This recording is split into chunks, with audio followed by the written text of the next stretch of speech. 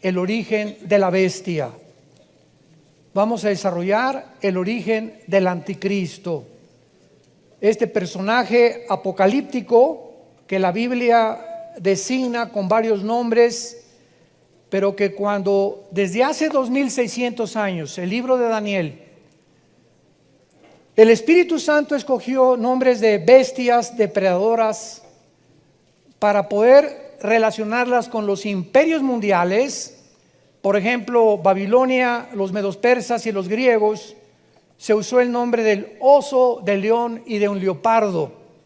Pero cuando llegó en el Daniel 7 a la cuarta bestia, para poder designar el cuarto imperio que a través de la historia ha comprobado que ha sido cronológicamente exacta la Biblia, el Espíritu Santo no encontró ningún animal para poder designar a este último imperio mundial, y simplemente usó la palabra bestia, o sea, un animal cruel, sanguinario, depredador. Es increíble que no haya habido ningún animal con el que se pueda comparar al anticristo, el próximo y futuro dictador mundial. Y cuando venimos al libro de Apocalipsis capítulo 13, comenzamos a darnos cuenta que el libro de Daniel, el libro de Ezequiel, Zacarías y el Apocalipsis están interconectados. Dice el Salmo 119, 160, la suma de tu palabra es la verdad. En otras palabras, así como tenemos que llegar a una cantidad matemáticamente hablando, la Biblia tiene que sumarse. Yo tengo que tomar el pasaje de Daniel, compararlo con Apocalipsis 13, con el libro de Ezequiel, con el libro de Zacarías, y cuando sumo las 4 piezas del rompecabezas, me doy cuenta que ya tengo completamente el panorama para poder erigir una doctrina. ¿Qué cosas son las sectas o los grupos heréticos que desgraciadamente muchas veces llevan el nombre de cristianos y que no tienen nada de cristianos? Son organizaciones que sacan un versículo fuera del contexto, sin tomar en cuenta las otras partes de la Biblia, y construyen una doctrina herética. Por ejemplo, los mormones sacan el versículo donde Jesús dice, yo no sé cuándo va a hacer las cosas, solo mi Padre. Inmediatamente dicen, no, ya ves, Jesucristo no era omnisciente, porque no sabía cosas que su Padre sabe. Sin entender que en Filipenses capítulo 2 explica el Espíritu Santo que Cristo era igual que el Padre, pero que bajó al mundo y se sometió al Padre y hizo a un lado no su deidad, no su divinidad, sino sus poderes. Entonces, cuando comenzamos a profundizar en esto, comenzamos a sacar muchas verdades que se encuentran en la Biblia. Y antes de entrar en materia a este pasaje de Apocalipsis 13, y vamos a ir a Daniel también, vamos a usar esta ilustración bíblica también. En el primer siglo, en las calles de Jerusalén, había una gran confusión y debates por todos lados en la ciudad, porque por todos lados la vida de Jesús había sorprendido a sus habitantes y se hacían muchas preguntas. Por ejemplo, en Juan capítulo 7, versículo 40 al 43, decían, verdaderamente este es el profeta. Otros decían, fíjense la diferencia de opiniones, no, este es el Cristo. Otros decían, ¿de Galilea ha de venir el Cristo? ¿Qué no dice la Escritura que del linaje de David y de la aldea de Belén, de donde era David, ha de venir el Cristo? Vemos nosotros que si realmente Jesús era el que era, estaban confundidos, porque en el Antiguo Testamento se proyectaba al Mesías de muchas formas. Entonces, ¿cómo podría el Mesías venir de Galilea si Miqueas 5 decía que iban a nacer en Belén? ¿O qué no decían las Escrituras también que iban a nacer en Belén? Entonces, ¿cómo podían nacer tanto en Galilea como en Belén? Desde el principio, el asunto del origen del Mesías comenzó a ser investigado y debatido donde quiera que Jesús aparecía. El mismo rey Herodes, ¿se acuerdan? Cuando supo que los reyes magos venían del oriente de Babilonia buscando a dónde iba a nacer el Mesías, hizo una comisión de investigadores para que fueran y checaran en las escrituras de la Torá donde estaba escrito que nacería Jesucristo. Y le ofrecieron en Miqueas 5 versículo 2 que la Biblia dijo que iba a nacer en Belén. No cabe duda que los investigadores de Herodes le dieron el texto correcto, pero Jesús aconsejó a sus discípulos que tomaran en cuenta todas las profecías mesiánicas para que tuvieran el cuadro completo.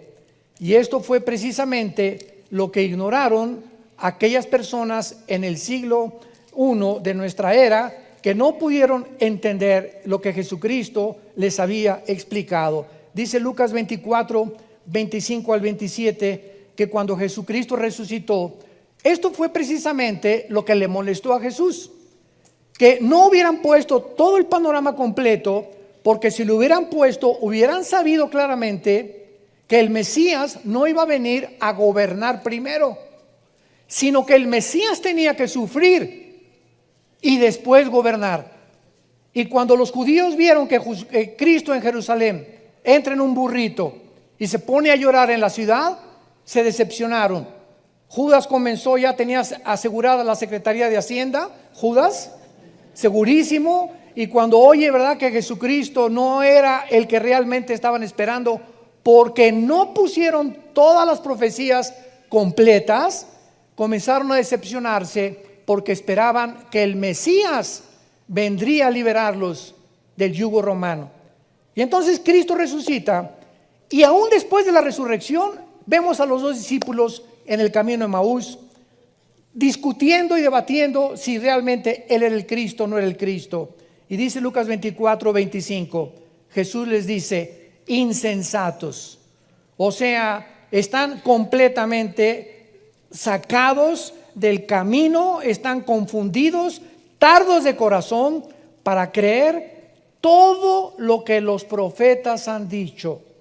No es necesario que el Cristo pareciera estas cosas y que entrara en su gloria. O sea, ¿qué no se fijaron que yo tenía primero que sufrir? Y en el versículo 44 les dice: estas son las palabras que les hablé, estando aún con vosotros, que era necesario que se cumpliese todo lo que está escrito en la ley de Moisés, en los profetas y en los salmos. Y cuando entramos a abordar el tema del anticristo, nos encontramos con el mismo problema. Durante algún tiempo me enseñaron, cuando estuve estudiando la teología de la escatología bíblica, que el anticristo tenía que ser judío, porque en Génesis 49 dice la profecía que Jacob mencionó a sus hijos, que vendría de una de las tribus de Israel, y que de esa tribu de Israel, de donde el anticristo iba a venir, ahí decía que iba a ser gobernante de Israel y que iba a oprimir a Israel. Después, otra profecía del anticristo, Daniel 11, 35 y 36. No, pues que el anticristo del amor de sus padres no va a hacer caso, y decían, pues es que entonces el anticristo era hijo o descendiente de Abraham, Isaac y de Jacob. Y después que el anticristo no va a hacer caso de las mujeres, por lo cual que el anticristo va a ser un homosexual.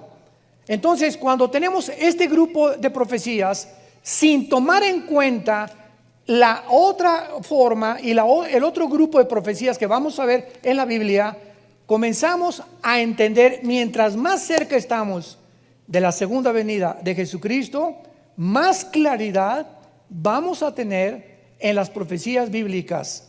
Porque en Daniel 12 dice la Biblia que los entendidos entenderán todas las cosas. Veamos, bueno, que de Cristo se profetizó que nacería en Belén, que nacería de una virgen, que vendría del linaje de David, que llegaría a Jerusalén montado en un burrito, que sería vendido por 30 monedas de plata, que resucitaría al tercer día. Todas estas profecías, si se hubieran unido, pudo haberse resuelto la identidad del futuro Mesías, como vamos a tratar de resolver la identidad del anticristo en esta conferencia. Si hubieran puesto las profecías de Cristo, hubieran sabido que sería profeta, pero que también sería Mesías, que sería siervo, pero también rey, que sufriría, pero también vendría a la gloria, que moriría, pero volvería a resucitar, que sería el Hijo del Hombre, pero también el Hijo de Dios, que sus raíces estarían en Belén, pero también en Galilea y en Judá. Entonces, cuando solamente tomamos una parte, para que me vayan siguiendo, nos damos cuenta la necesidad de escudriñar las Escrituras. Juan 5:39, escudriñen las Escrituras, hagan pozo en las Escrituras, investiguen, indaguen, busquen. La Biblia no es un libro superficial, es un libro que contiene piedras preciosas, tesoros escondidos que Dios quiere ahorita en la época que vivimos desenterrarlos para que podamos ver la grandeza de sus pensamientos y podamos vivir con una seguridad y una esperanza absoluta de que este libro es maravillosamente inspirado por Dios. Veamos ahora en el capítulo 13 del Apocalipsis, donde se describe de una forma muy sorpresiva el ministerio del anticristo, sin darnos cuenta que el capítulo 17 del Apocalipsis es primero que el capítulo 13. Porque en el capítulo 13 se describe el ministerio del anticristo y en el capítulo 17 se describe a la gran ramera, al sistema religioso. Entonces, ¿qué es primero?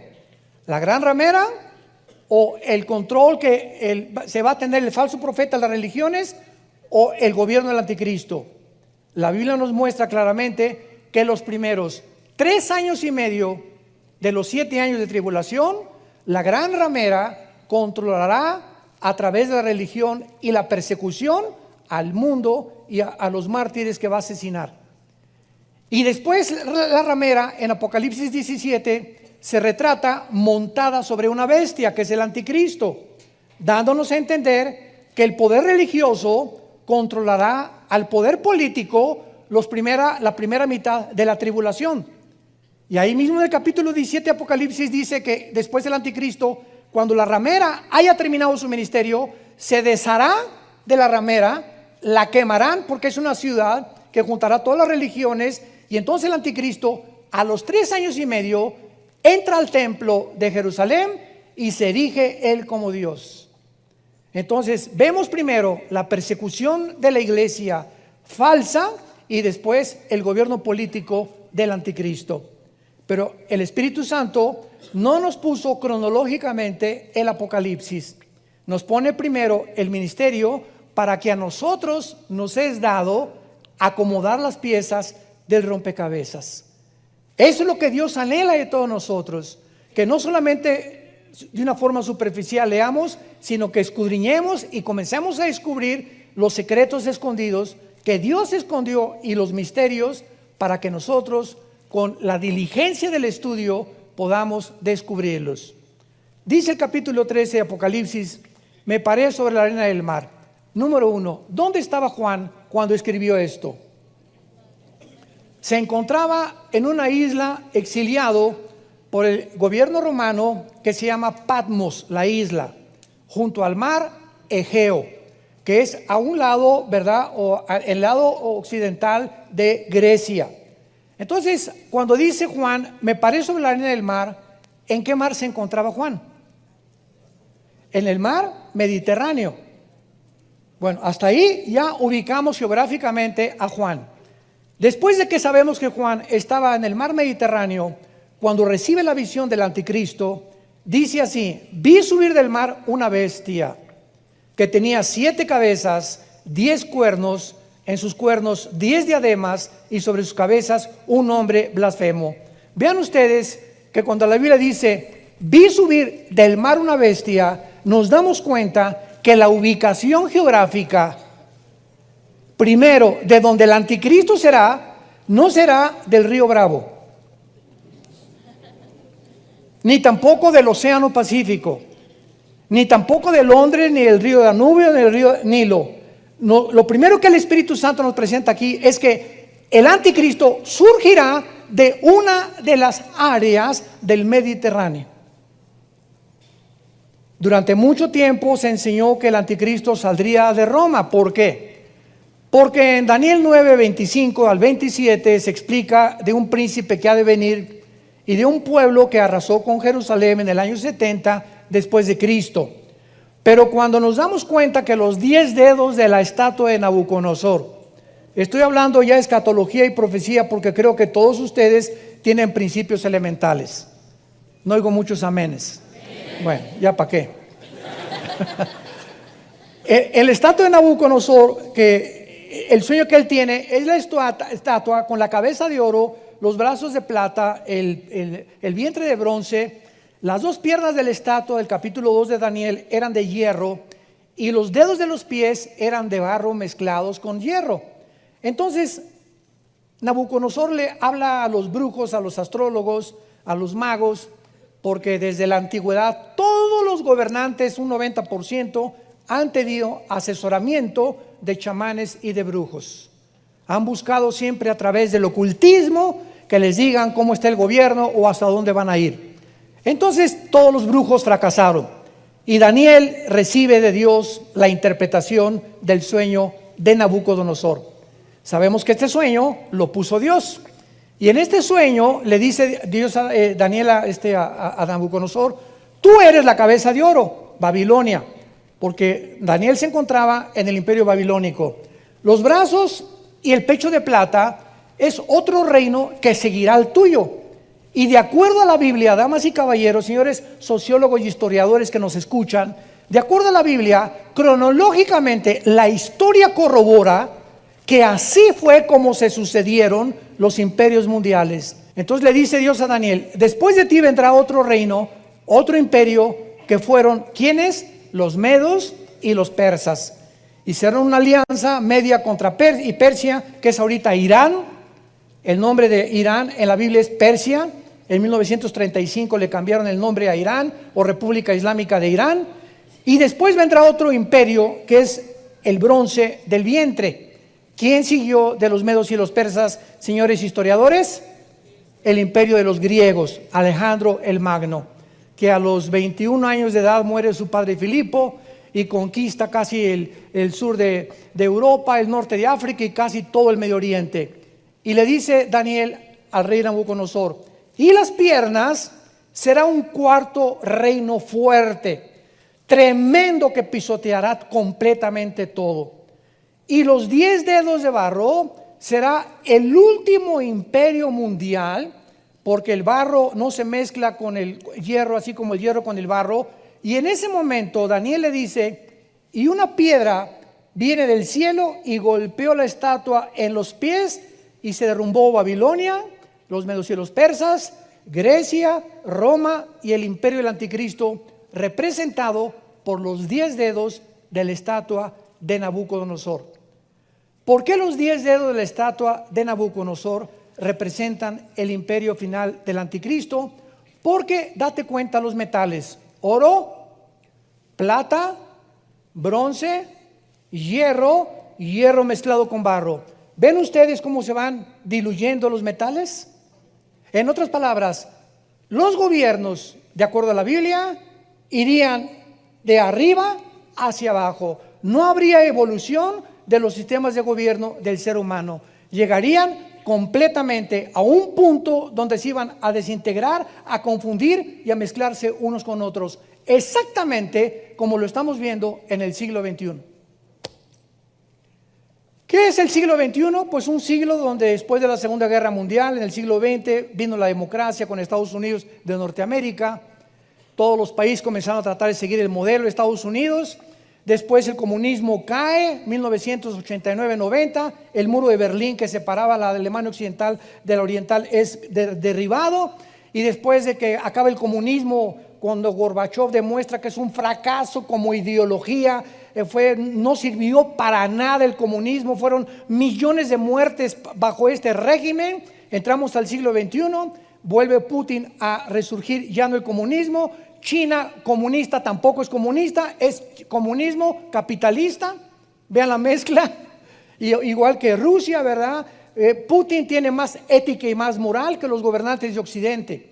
Putin acaba de proclamar: en Rusia no vamos a permitir jamás el transgénero, ni que ninguna escuela le enseñe a un niño que no es un niño ni que es una niña. Increíble que este presidente, que se dice que es comunista, tenga más ética y más altas las normas de moral que los occidentales.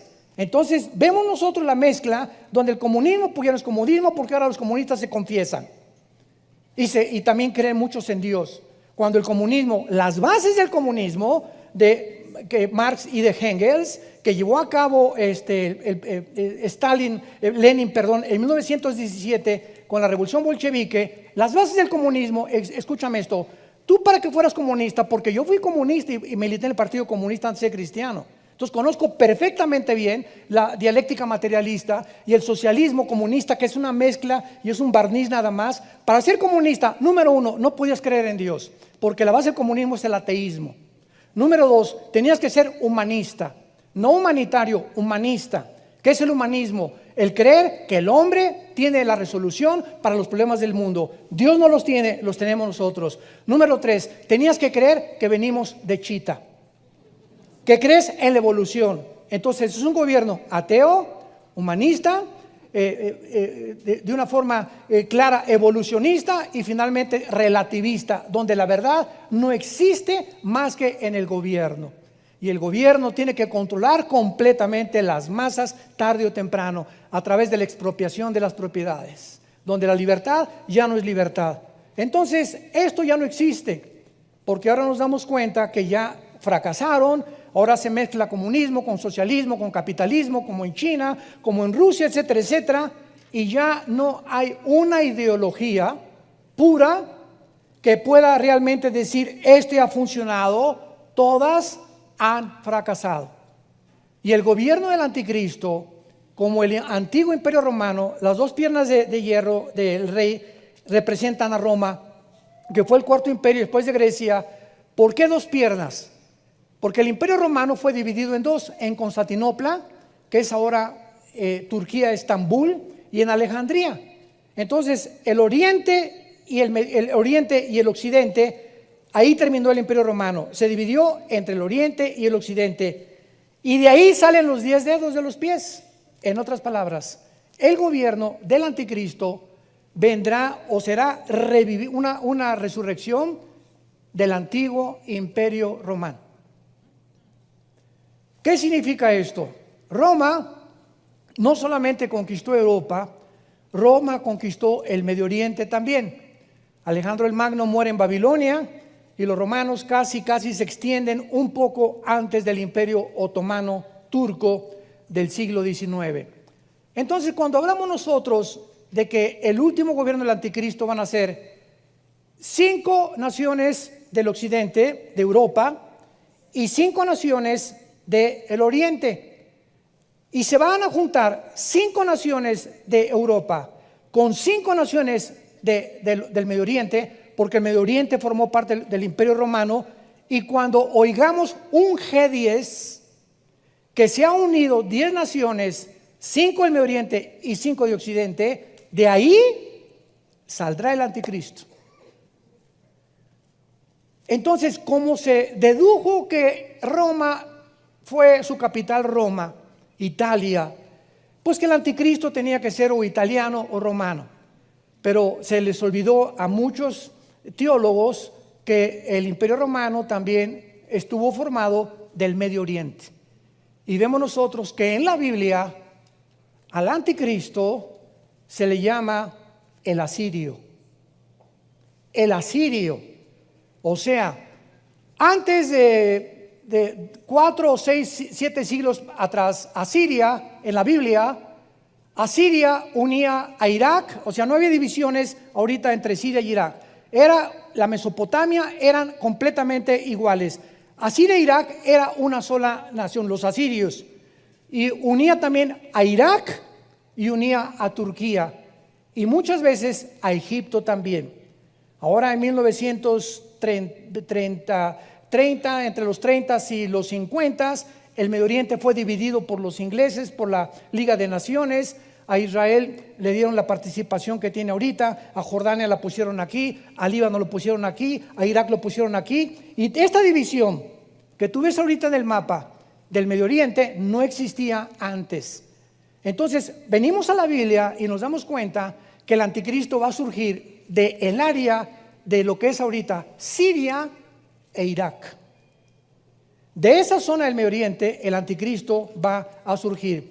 Vamos a comenzar a estudiar algunos pasajes y vayamos al primero, Isaías capítulo 10. Todo esto tenemos que corroborarlo, comprobarlo con las sagradas escrituras. Isaías, vamos a ver más de 5 pasajes que nos hablan de lo mismo y que nos darán mucha luz acerca de por qué el anticristo surgirá de la zona del Medio Oriente, que es ahorita el foco caliente del mundo entero, Irak y Siria. Dice en Isaías capítulo 10, versículo 5, número 1: Oh Asiria, vemos un juicio de Dios en contra de esta nación. Vara y báculo de mi furor, en su mano he puesto mi ira. Le mandaré contra una nación pérfida, y sobre el pueblo de mi ira le enviaré, para que quite despojos, arrebate presa y lo ponga por hollado como lodo en las calles. Aunque él, está hablando del anticristo, lo vamos a comprobar, aunque él no lo pensará así, ni su corazón lo imaginará de esta manera, sino que su pensamiento será desarraigar y cortar naciones no pocas. Porque él dice, mis príncipes no son todos reyes. ¿Quiénes serán los príncipes del anticristo? Los 10 dedos de la estatua o los 10 cuernos que tiene el anticristo en Apocalipsis 13 y en Apocalipsis 17. Escúchame bien, ahorita que veamos que el anticristo será un ser humano con una personalidad que ya existió antes, el anticristo va a ser poseído por un principado satánico que existió antes, que va a salir del abismo, Apocalipsis 11, y va a entrar en el anticristo. Y cuando entre el anticristo será un instrumento completo de Satanás, y los 10 reyes, los 5 de Europa y los 5 del Medio Oriente serán 10 príncipes satánicos, porque lo semejante atrae a lo semejante. Él no puede controlar a reyes que estén en contra de él. Esto es a lo que se refiere sus príncipes, y les menciona, no son reyes. Versículo 12, saquen un microscopio o una lupa. Pero vamos a ver que el contexto nos está hablando del final de los tiempos. Esto es importante al interpretar la Biblia. ¿En qué contexto de tiempo se está hablando de esta profecía? Dice así: acontecerá que cuando, después que el Señor haya acabado toda su obra en el monte de Sión y en Jerusalén, sabemos que no ha acabado, ¿verdad? Imposible. ¿Cuándo acabará esto? En la segunda venida de Cristo. Cuando Dios haya acabado, entonces castigará el fruto de la soberbia del corazón del italiano, del inglés, del que salió de Tlalnepantla, del rey de Asiria, y la gloria de la altivez de sus ojos. Aquí se está emitiendo un juicio contra Siria, pero al mismo tiempo se entiende que Dios lo va a usar como un instrumento de su juicio. Pero en el versículo 12 que acabamos de leer se nos revela claramente que hasta después, cuando venga la culminación de la historia, Dios va a castigar al rey de Asiria. Es claro que si Dios no ha terminado todavía, culminará con la segunda venida de Cristo, el rey de Asiria será castigado. ¿Quién es ese rey de Asiria? Que cuando venga Jesucristo lo va a destruir. Y según de Tesalonicenses 2 dice la Biblia, el apóstol Pablo, que se manifestará aquel inicuo con señales y milagros, prodigios mentirosos refiriéndose al anticristo, a quien el Señor destruirá con el resplandor de su venida. Y Apocalipsis 19 del 11 en adelante, y vi a un caballo blanco que venía del cielo, montado el verbo de Dios, a hacer justicia contra las naciones. ¿A quién viene a castigar? Al rey de Asiria. Y sabemos claramente, por lo que vamos a seguir leyendo, que entonces se está refiriendo al anticristo. Vayamos ahora a Isaías 14, versículo 25, donde se vuelve a emitir el mismo juicio otra vez. Y dice Isaías 14, 25, quebrantaré al asirio en mi tierra. O sea, será un líder que se levantará, tratará de desarraigar a las naciones y que será destruido hasta la segunda venida de Jesucristo. Pero no solamente eso, sino se nos dice la ubicación geográfica donde el anticristo va a ser destruido: en Jerusalén, en Israel, en la tierra de Dios. Y en mis montes lo hallaré, su yugo será apartado de Dios y su carga será quitada de su hombro. Aquí se vuelve a emitir el mismo juicio. Dios castigará al asirio en Israel, por lo que en ese tiempo Israel descansará de su azote.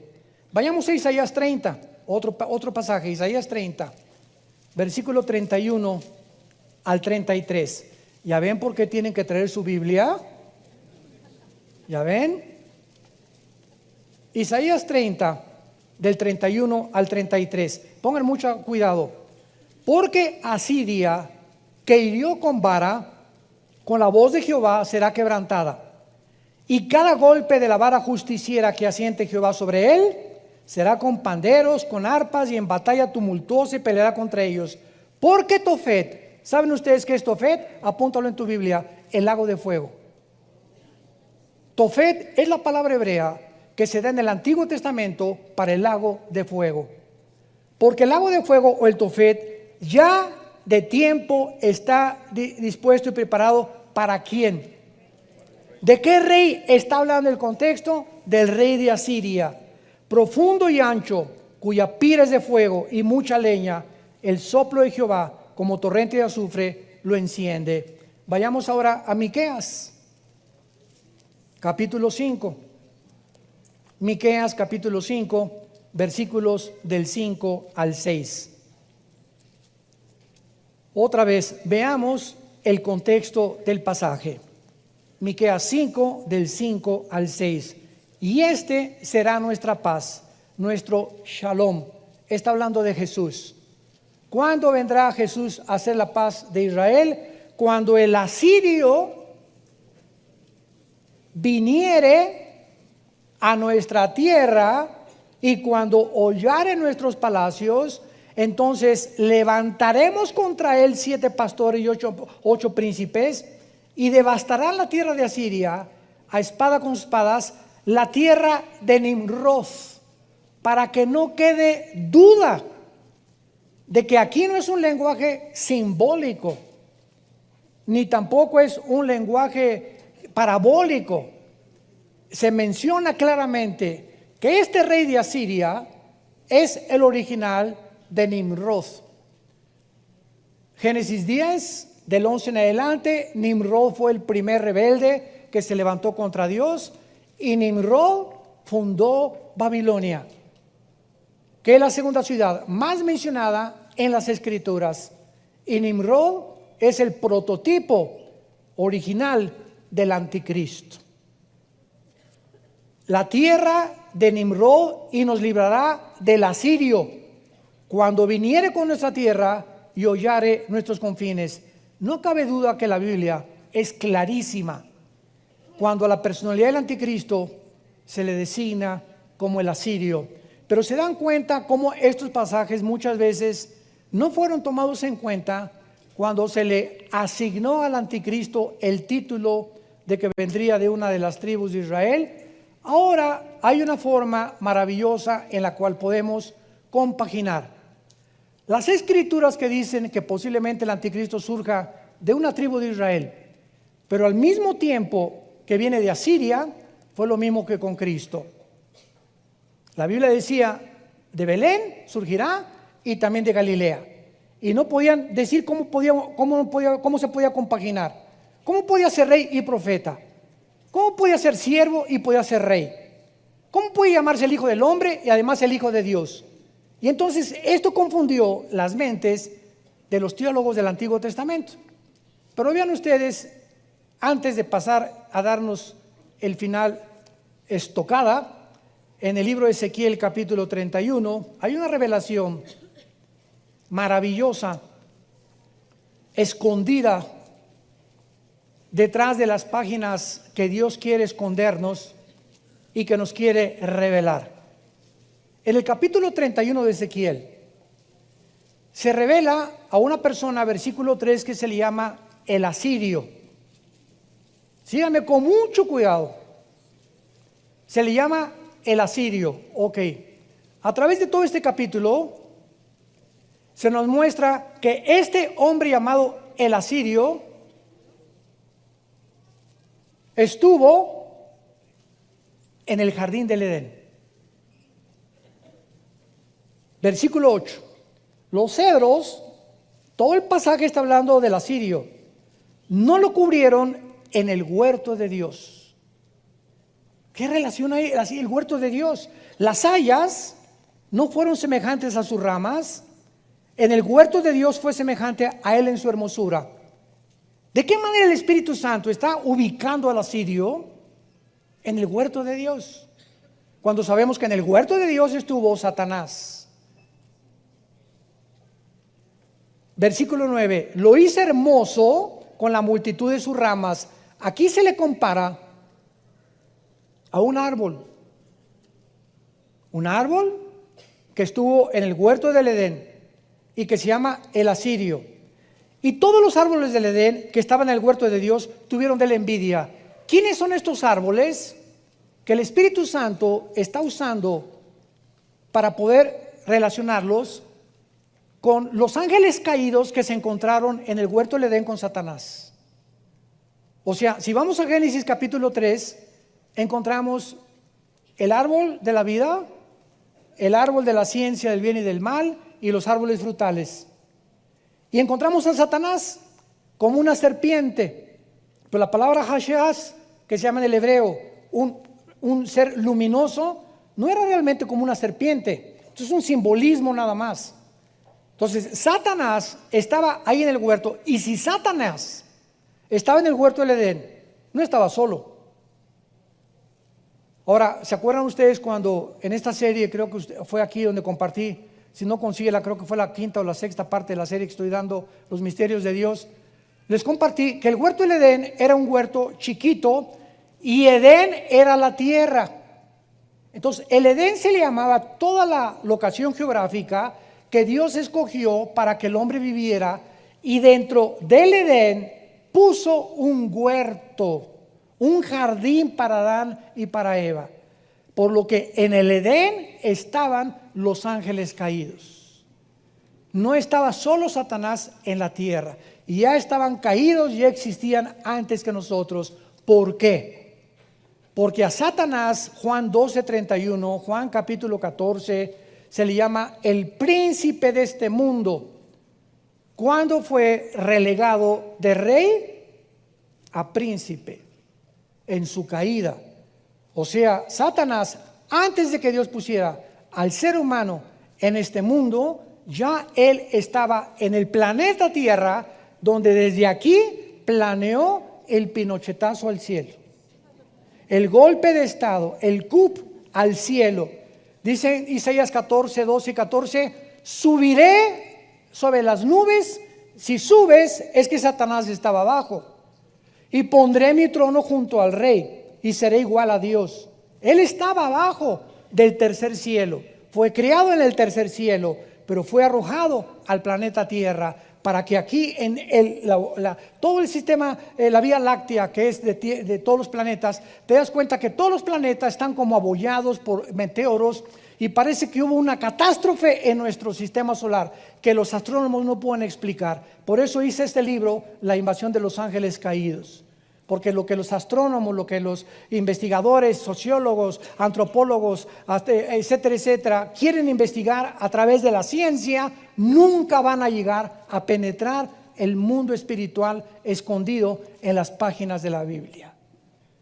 Y estas cosas, acuérdense ustedes que cuando Cristo contaba parábolas, agarró a los discípulos y se lo trajo para acá y les dijo: la gente no entiende lo que estoy diciendo, pero a ustedes les es dado, Mateo 13, conocer los misterios del reino de Dios. Y a ti, y a ti, y a ti, y a ti, y a ti, y a ti, y a mí, Dios nos da el privilegio de revelarnos sus misterios en la palabra.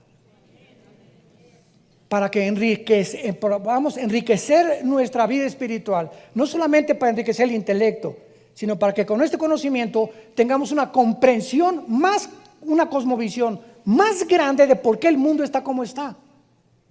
Y qué es lo que va a pasar y hacia dónde va el mundo y hacia dónde nos dirigimos a una velocidad vertiginosa. Lo hiciste hermoso, versículo 9, en el huerto de Edén tuvieron envidia.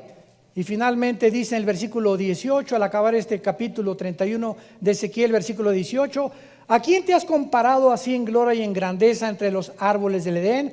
Porque serás derribado con los árboles del Edén en lo profundo de la tierra, entre los incircuncisos yacerás con los muertos de espada. Este es Faraón y todo su pueblo, dice Jehová el Señor, mostrándonos el Espíritu Santo que también el Faraón de Egipto era un principado satánico. Fue el que mandó matar a los judíos, fue el que los persiguió, el que los esclavizó. Todos esos imperios, Egipto, Asiria, Babilonia, medos persas, griegos y romanos, son los 6 imperios de Apocalipsis 17. El séptimo será el gobierno del anticristo y el octavo es y no será, vendrá del abismo, será el anticristo. Apocalipsis 17. Lo vamos a ver en la próxima clase. Muy bien, ahora veamos claramente en Apocalipsis 10, 11, versículo 7. Regresemos a Apocalipsis. Ojalá que no se empachen. El año que entra muchos lo van a entender, o entre 2 años. Pero tenemos que seguir compartiendo la palabra y la profundidad de la palabra de Dios. Es tiempo ya de poder escudriñar las Escrituras. En Apocalipsis 11 se describen a los 2 testigos finales, que posiblemente sean Moisés y Elías. Ya las evidencias de que ellos van a ser, no vamos a perder el tiempo, pero dice la Biblia que, versículo 7, que cuando ellos hayan acabado su testimonio, la bestia que sube del abismo hará guerra contra ellos y los vencerá y los matará. Esta bestia sabemos que es el anticristo. Comparen rápidamente con Apocalipsis 17, versículo 18. Apocalipsis 17, versículo 8. La bestia que has visto nos damos cuenta que esta bestia, que es el anticristo, ya existía antes. La bestia que has visto y no es, en el tiempo de Juan, esta bestia seguía en el abismo y no ha salido del abismo, saldrá hasta que el anticristo se manifieste. Y está para subir del abismo e ir a la perdición. Vemos pues que esta bestia, que es el anticristo, se le retrata. ¿Cómo es posible que el anticristo, pregunta, surja del abismo? ¿Acaso el anticristo estará involucrado con principados satánicos? ¿Que el espíritu del anticristo existió antes? Es otra pregunta que me han hecho muchos estudiantes. ¿Y el abismo? ¿Qué es el abismo? ¿Es un lugar físico, real, en el centro de la tierra, o es un lugar espiritual? No cabe duda que necesitamos encontrar todas estas respuestas en la Biblia, pero vamos a ver claramente que todas estas revelaciones acerca de la dimensión del mundo espiritual nos ayudan a comprender la naturaleza de la bestia y el anticristo, porque si no entendemos lo que Cristo hizo con los demonios, y si no entendemos que los demonios no son los ángeles caídos, son 2 entidades completamente diferentes, Los ángeles caídos no se meten en las personas. Los demonios sí se meten en las personas. Pero el principado satánico que existió antes, que posiblemente haya sido el de Alejandro el Magno o el de Asiria, va a entrar y salir del abismo y entrar al anticristo. O sea, el espíritu de la bestia surgirá del abismo para poseer a un hombre. Y este hombre, poseído por una entidad espiritual, surgirá como la bestia en su forma final. ¿Ya me siguieron? Para que entendamos claramente. Porque si el anticristo va a ser un hombre como tú y como yo, va a tener espíritu. Somos espíritu, alma y cuerpo. Pero nosotros los cristianos hemos descubierto que podemos tener dos espíritus. ¿O no? ¿Cuántos espíritus tienes? Si eres cristiano tienes dos, tu espíritu y el Espíritu Santo. ¿Verdad? Tenemos dos espíritus, lo dice Romanos capítulo 8. El Espíritu de Cristo está entre nosotros y aparte nuestro espíritu. Él entró a nuestro espíritu. Entonces nos damos cuenta que en la dimensión espiritual, los espíritus pueden entrar a personas espirituales como tú y como yo y hacer una doble existencia o alterar la personalidad, que comienza la psicología por no entender que hay entidades espirituales que pueden poseer a los seres humanos. Le llaman esquizofrenia, sociopatía, paranoia, psicosis, etcétera, etcétera. Nombres clínicos para poder determinar que una persona tiene desórdenes múltiples de la personalidad. Y pues como los psicólogos y los psiquiatras, no quiero ofenderlos, pero simplemente no hay una medicina para un esquizofrénico, ni para un paranoico, ni para un psicótico, ni para un sociópata, más que chochos, pastillas tranquilizantes, es todo.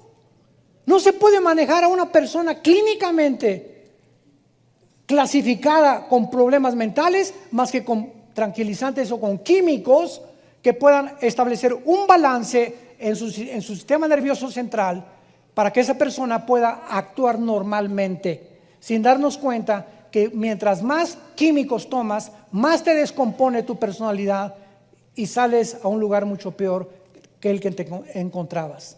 Porque la ciencia no puede dar la solución a la sangre de Jesucristo, que es la que nos limpia de toda situación del pasado y del presente, si nos mantenemos una vida en santidad.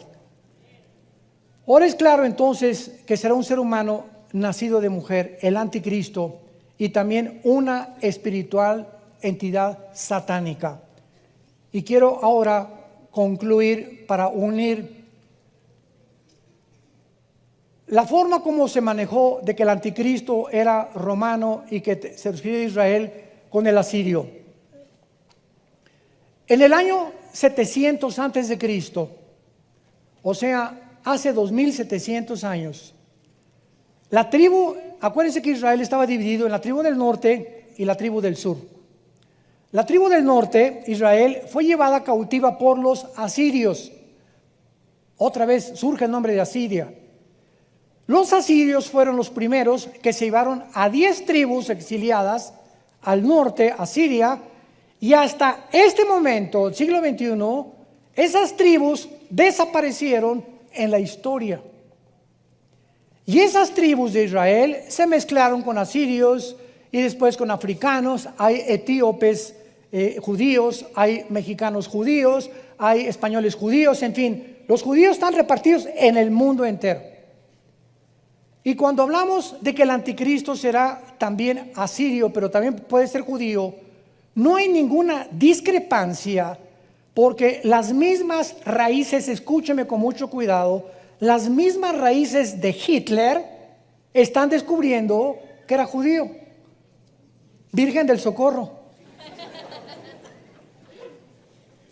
Carlos Marx, judío, ateo.